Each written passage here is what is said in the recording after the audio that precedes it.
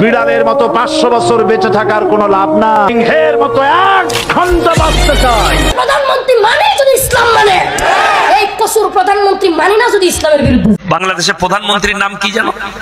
হাসিনা। আমার নামে arrest warrant জারি। সম্মানিত গাইস, আশা করি আপনারা সবাই ভালো আছেন। আজকে কথা বলবো কোন কোন বক্তা জেলে ছিল তাদেরকে নিয়ে। লিস্টের শুরুতেই কথা বলবো আল্লামা দেলোয়ার হোসেন সাঈদী সাহেবকে নিয়ে। ঝড়ের পূর্বাভাস লক্ষ্য করছি। আল্লামা দেলোয়ার হোসেন সাঈদী সাহেবের ছেলে কি বলে শুনুন। আব্বার মুখের শেষ কথাটা আমরা শুনতে পারি নাই, আব্বার হাতটা ধরতে পারিনি। শামীম বিন সাঈদী একটি প্রতিবেদনে বলেন যে আমার আব্বার আমি হাতটাও ধরতে পারি নাই, আমার আব্বার শেষ কথাও আমরা শুনতে পারি নাই। এই জালিম সরকার আমার আব্বাকে হত্যা করেছে। দ্বিতীয় নম্বরে জেলে গিয়েছেন রফিকুল ইসলাম মাদানী।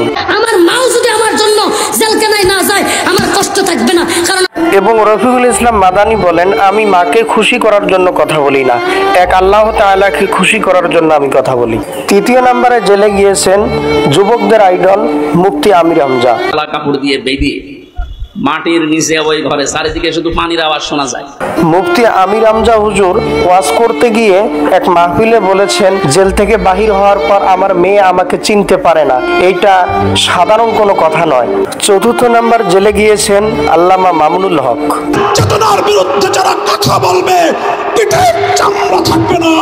পঞ্চম নম্বরে জেলে গিয়েছেন মাহমুদুল হাসান গনবী।